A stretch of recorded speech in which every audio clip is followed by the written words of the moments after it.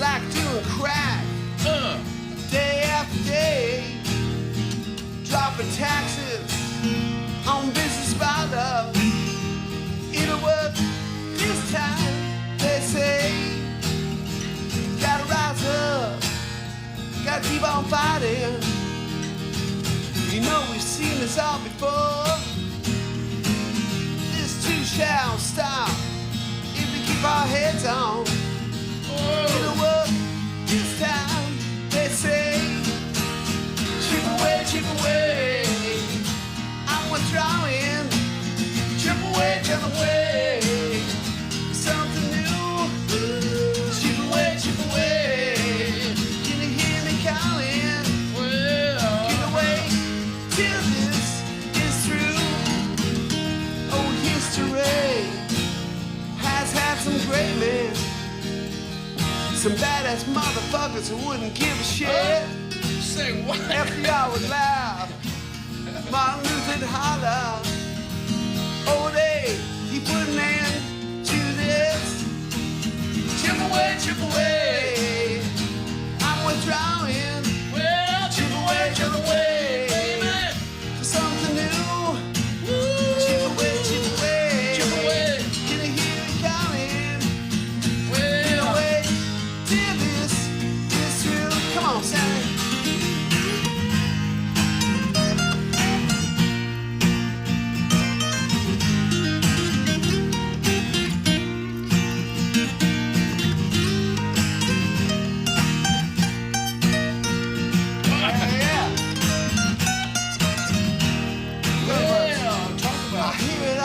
Nowadays, the earth is flat, or so they say, and living beings came to be all of a sudden one day.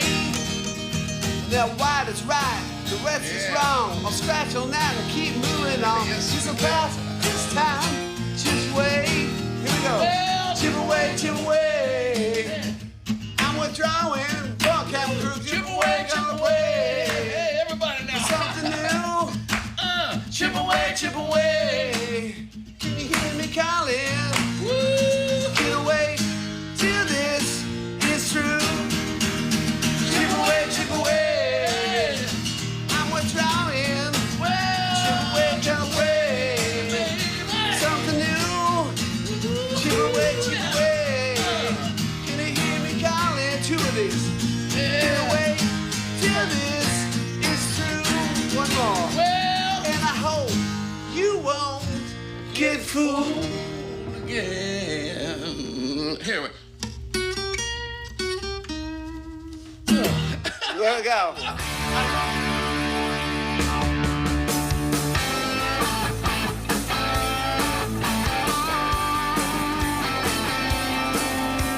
Well, you made a new record, which we'll get into doing a song later. And the first thing I'm tripping on the most is that the way you sing. Like you really have a style. I mean, like if you would have made a bunch of records and if you had a lot of hits throughout the years, I'd be able to hear your voice say, "Oh, that's Duff," because you have a real distinct style. And it's kind of punky, kind of attitudey, but it's kind of folky a little bit. And what'd you grow up listening to? Right. So, well, so like how did you arrive at this point? That's a great question. One of my brothers, Mark, came back from Vietnam and he brought this stereo that he had gotten, and it was an Akai speakers and a reel-to-reel tape deck. And on the reel-to-reel tape, we had Sly and the Family Stone, James Gang, like a Barbra Streisand Christmas record, and then the FM radio, which was playing like Led Zeppelin. My brother downstairs had Sgt. Pepper's record. He had a turntable downstairs, so I'd go out and sneak down and listen to his records. And I mean, look at that. If you're 5 and 6, looking at the Sgt. Pepper's cover, it's like a cartoon. You could look at it all day. There was Tom Waits. There was all kinds of music. The point is, I grew up around a lot of music. But if you're in a family with 8 kids, you want something of your own. What happened with me in about 1977 in my neighborhood, I saw this kid with a pink mohawk walking down the street, and I started seeing these flyers on telephone poles of punk rock bands, a band called DOA and the Lewd, and I'm like, what is that? It's scary and interesting, and the guy with the mohawk. And I'd started playing by this time. My older siblings play music. But punk rock hit, and friends of mine and the guy with the pink mohawk, I befriended him, and we started a band. And that's when we just didn't know how to write songs. We would just like write these things that we thought were cool, and we played a gig within 3 weeks. You know, what was the first instrument? What did you play in the band? I played bass in that band. Yeah. So singing, you asked about singing. Sorry. He's worse than me, folks. Trust me, I'll get a word in on him. You watch. You know, I sang in early punk rock bands. Influences for me were like Johnny Thunders.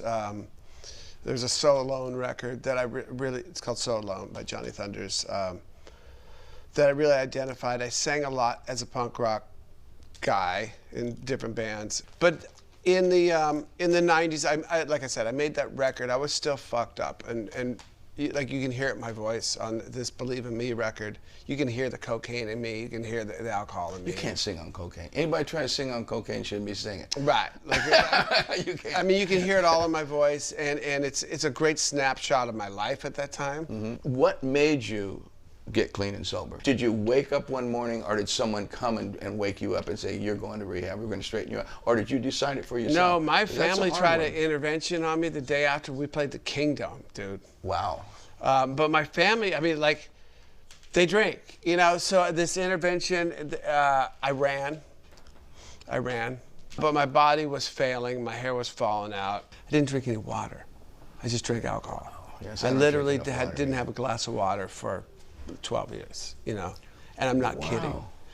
I didn't want to end up this way. I got to a point at like 28 and a half that I thought, well, I guess I'm just going to get to about 30 and that's going to be it. Oh, fuck. But you're okay with, like, you're in this state of mind, like, that's the way it is. Live fast, die young, fuck it.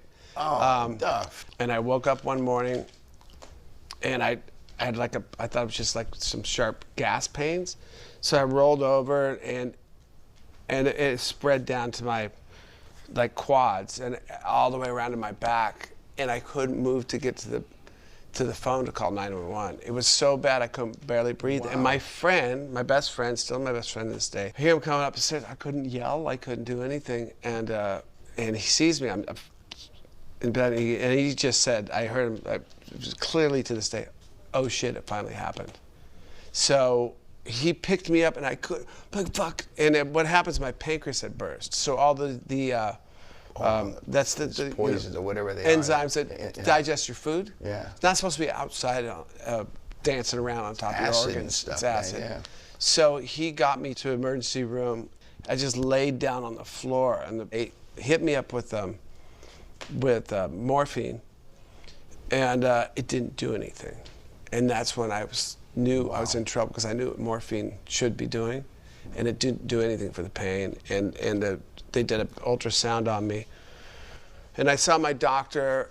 His face just go white because he's looking at the thing, and it had blown up the size of a football and burst. And so what they usually do for people like that, you die from that. Yeah. They'll open you up to let the steam out to relieve some of the pain, at best. Well, that's enough to make you quit. So, you answered that question. No. You answered that question. Is that enough? This is yes. I mean, I can't believe this. This is an unbelievable story. Yeah. I mean, I'm shocked that you went that far. So you did hit bottom. You hit below bottom. You nearly died. That was my bottom. Whatever it takes. I survived. And my doctor told me after the second day, because they were going to do surgery, and I was like I wanted them to kill me because I couldn't take the pain. And my mom had Parkinson's at this point, and I'm the youngest son. She comes in a wheelchair, she's crying. I got tubes coming out of me. And I would like saw myself from above the bed, and I'm like, the order of things is wrong here, man. I should be taking care of her. And she's coming in, I'm the youngest son, and I fucked up, and I'm sorry, you know, and I will make it better. So they let me out, and they said, we have a rehab for you to go to. And I said, you don't understand, I'm fucking done. I'm done. And my life changed 180 degrees from that moment to now. And everything got so much better.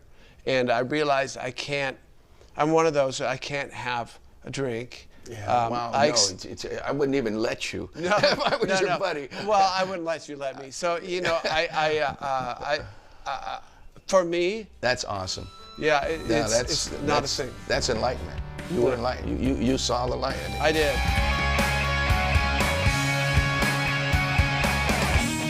In Guns N' Roses, this was the first band, like, I moved here. Like, the people that we found for that band, we found each other. Or our destiny found us and put us in the same room. But this was the band, we're gonna write songs. And we're gonna pay attention to every last little bit. And Izzy and I started singing backup vocals. And like, really, like, what does that mean? We're not in a club. You know, we are in a club, but don't sing like you're in a club. Don't scream your backup vocal. Like, sing it. We were singing a lot of falsetto and doing all these things. But the way I've noticed you're singing on this song, Chip Away, when I start playing, I'm going, wow, this is so classic of a style of singing, like Lou Reed and David Bowie. I had no idea that you were that good of a singer. I mean, like, you have that much style, like Mick Jagger. You know what I mean? Like, you hear Mick, you know it's Mick. You hear Rod Stewart, you know it's Mick. I feel that way about you, but I haven't heard enough of your voice singing. Right. So I just wondered why you never went down that road. Well, I mean, you got Axl Rose. Guns N' Roses, I mean, I've learned so much about singing from him. The way he breathes and pushes and does all these things. I mean, I watch it all, and I have to harmonize to him, and he's taught me a lot about singing, for sure. Totally unique singer. Maybe the most unique around today. Yeah.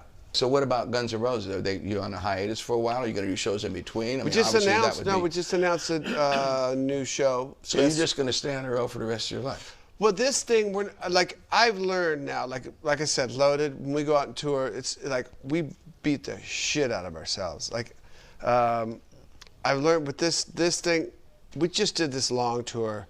Slash goes right out and tours in his band. Like, this is like the Grateful Dead, man. That guy.